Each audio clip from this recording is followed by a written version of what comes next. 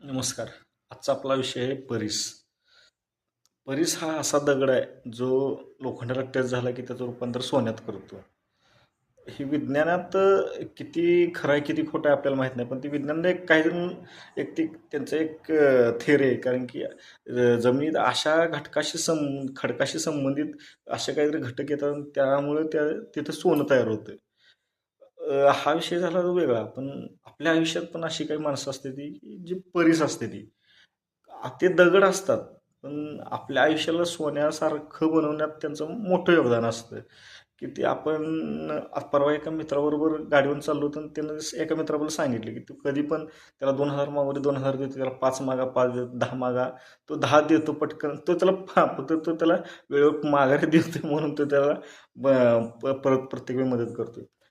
फक्त ह्या आर्थिक ह्याच्यावरच नाही, आपल्याला वेगवेगळ्या अडचणी असतात. कौटुंबिक अडचणी असते त्या, मानसिक अडचणी असते त्या, समाजातल्या काही अडचणी असते त्या.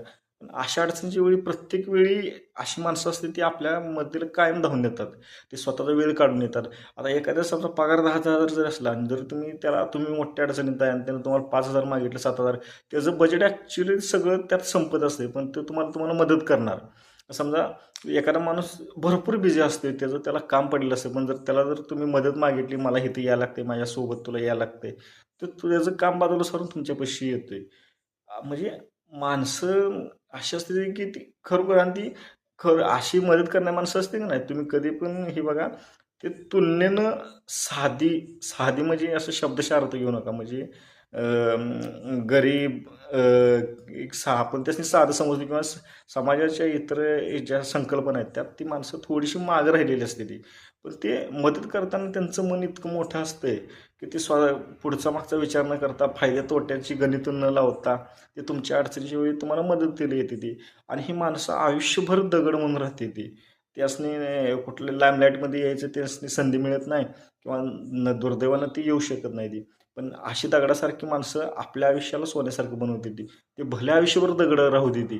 पण अशा सोन्यासारख्या माणसांची, परिसाची, सोन्यासारख्या माणसांची, सोनं फक्त ते एका वेळेपुरतं मर्यादित आहे. पण तेच इतर ज्याच्या संपर्कात जातील किंवा ज्याच्याबरोबर ते राहतील, ते आयुष्यात ते सोनं करण्याची क्षमता त्या तशा साध्या लोकांकडे असते. आणि ती अशी जी माणसं आहेत ती आपण जपली पाहिजे. ती सगळ्यात पहिला ओळखली पाहिजे ती.